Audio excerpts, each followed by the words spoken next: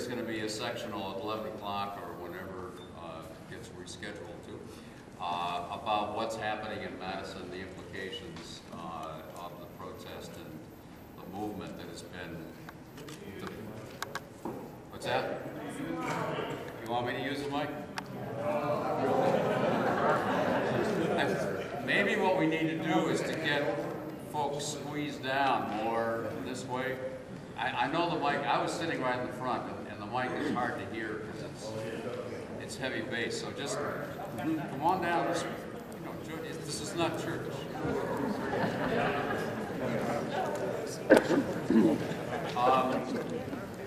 But since all of you will not be at the, yes. Would it help if you move to the center? If I move to the center. I mean, with your chair, but if you move to the center, then that's all right. All right, is that better? Yeah, belt it out here. All right. Since all of you will not be able to be at the section 11, let me just mention what I know in terms of the schedule for the next couple of days. There is going to be a rally this afternoon. There was one this morning. It starts at 10:30. That's the one that may have a little bit of friction with the Tea Party folks coming in. There's another rally on the State Street side of the Capitol at 4 this afternoon. There are events scheduled for Sunday, Monday, and Tuesday at noon. Once again on the State Street side of the Capitol. Let me urge you that if you want to come into Madison for a particular event, check either the AFSCME, American Federation of State and County Municipal Employees. Check their website, which is WIAFSCME. That's WIAFSCME.org, or else the state AFL-CIO website, which is WISAFL-CIO.org. Robert, do you have all the schedule on your website as well? Okay, all right. And as you can imagine, things are just changing by the hour as things develop. So always a good idea to check those websites in terms of events that are happening. There are also events happening all over the state, and I don't have a complete list. I don't think anybody has a complete list because so much of this activity that is happening is spontaneous. People are organizing in their home communities, and it's not coming from any kind of central source. Most of what's happening in Madison is not coming from any coordinated central source. This is really an uprising of people and workers that is extraordinary and in a way unprecedented, I think, since the 60s and the anti-war movement. So I just wanted to mention those times to you in case you were not at the sectional. I asked Nate to pass out a couple of graphs. I don't think there are enough copies for everybody, so you'll have to share a bit. My printer was getting very tired last night. But what I wanted to be talking about here is essentially a background to what is happening not only in Madison right now, and not only what has been happening to our economy and our society over the past 2 years with the economic meltdown of this society, but to put into perspective what has been happening in recent years and the realization that this has been building for decades. These are not events, these are not developments which are simply coming out of the blue and hitting us fast. These are things which have been building for a long time. And I think these two graphs that I've handed out here give you at least some of the background of that. If you take a look at this graph that says we make it, they take it, you'll notice this is a graph about productivity and wages. Productivity is the top line. It was too expensive to do this in color, so that's why you can't tell the difference. Top line is productivity, the bottom line is wages. Now you'll notice that since the end of the Second World War, up until the early 1970s, about 73, 75, productivity and wages were going up at about the same rate. Now, productivity is essentially the value that one worker can create in 1 hour. So from the end of the Second World War until the mid-70s, workers were basically getting the fruits of their labor. They were part of the movement of the development of the American economy, and they were getting their fair share of the additional wealth that was being created. Now, all of a sudden you see in the early 70s, those two lines start going apart. And what happens is that productivity keeps on going up at the same rate, in fact even faster in recent years. However, wages are basically flat. And essentially, workers in America are, in terms of inflation-adjusted wages, what the value is of the wage that they take home, that has hardly changed since the mid-1970s. 35 years, there's been no change in the value of a paycheck for the average worker. Now, that's amazing when you compare that with what happened after the Second World War. What happened in this earlier period when productivity and wages were going up at the same rate, that's when we built the American middle class. That's when workers were getting their due. That's when they were sharing in the wealth that they were creating.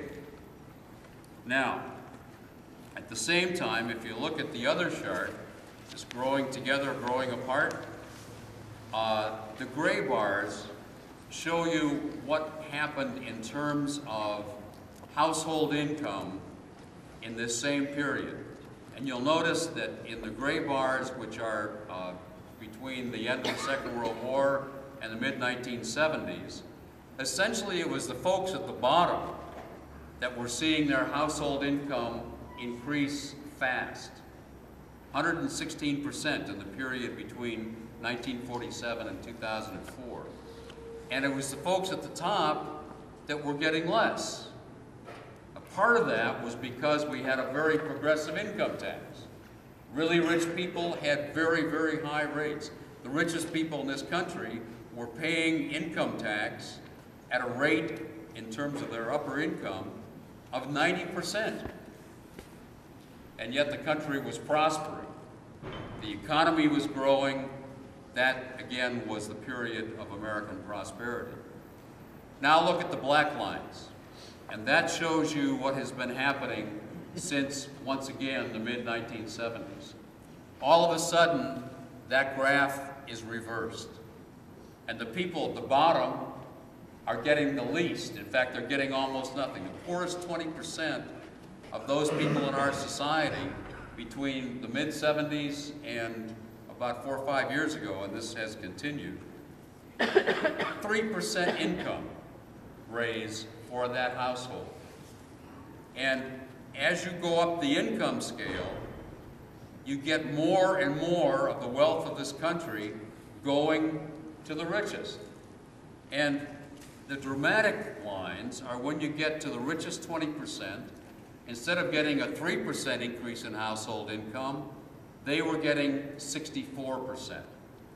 And then you look at the next bar, the top 1/10 of 1%, and their income was going up 181% during that period.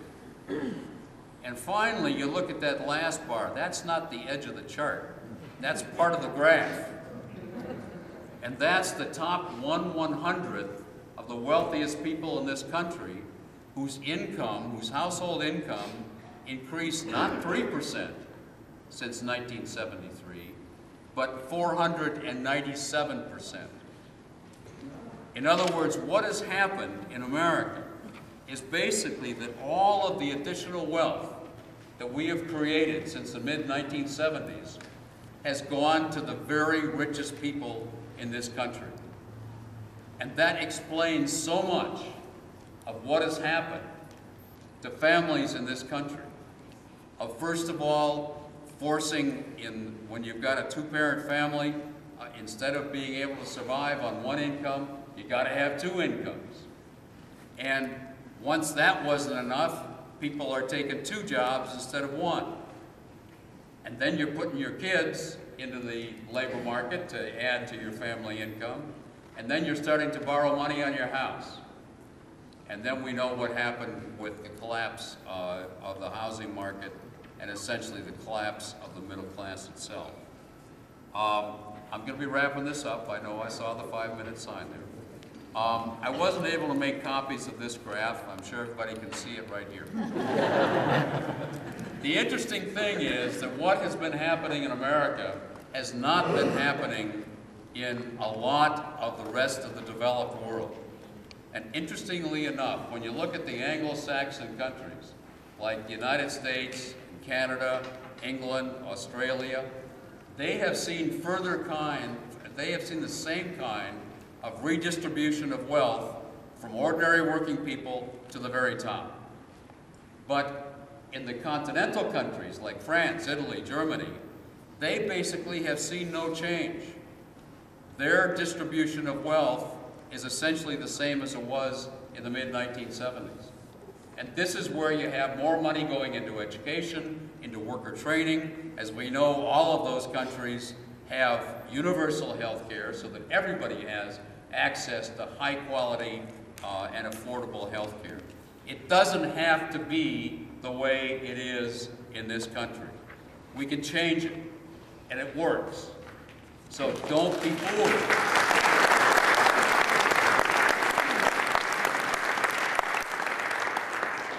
If I had time, I'd go into a lot of the reasons for this, but just very, very quickly. Since the mid-1970s, what's been happening? First of all, union membership stopped growing. Basically the same number of union members today as we had back in the 1970s, even though there are a lot more people in the workforce. That has meant a progressive decline in the power of the union movement, which has been the core of the progressive movement in this country. Secondly, deregulation, so that companies are no longer facing the kind of regulation they've had in the past, which has meant that their possibility for profits has grown immensely. Privatization of taking functions that used to be carried out by public employees and selling them off to the highest bidder in the corporate sector and having them rip us all off as taxpayers. Next, free trade agreements, globalization. NAFTA was not passed until the early 90s, but there were precursors to NAFTA that basically were taking away protection from American workers and encouraging corporations to send jobs outside the United States in a race to the bottom so that those jobs were going to the countries that had the very, very lowest wages and therefore able to exploit those people and sell stuff back here in the United States. You put all those things together and you get what we were looking at in terms of that redistribution of wealth to the very richest people in this country. We have got to understand what's been happening to us as a country. We've got to understand once again that this is not inevitable, it's not like the weather, it's not like gravity, it's something that we can turn around and we can change. And it's meetings like this today, it's demonstrations that are happening up at the Capitol today and last week and next week. Those are all a part of the democratic progressive movement that can turn this country around, that can rebuild the working class and the American class and the middle class in America and change this country and make it once again what it had the possibility of being years ago. You are all a part of that. Thank you for being here.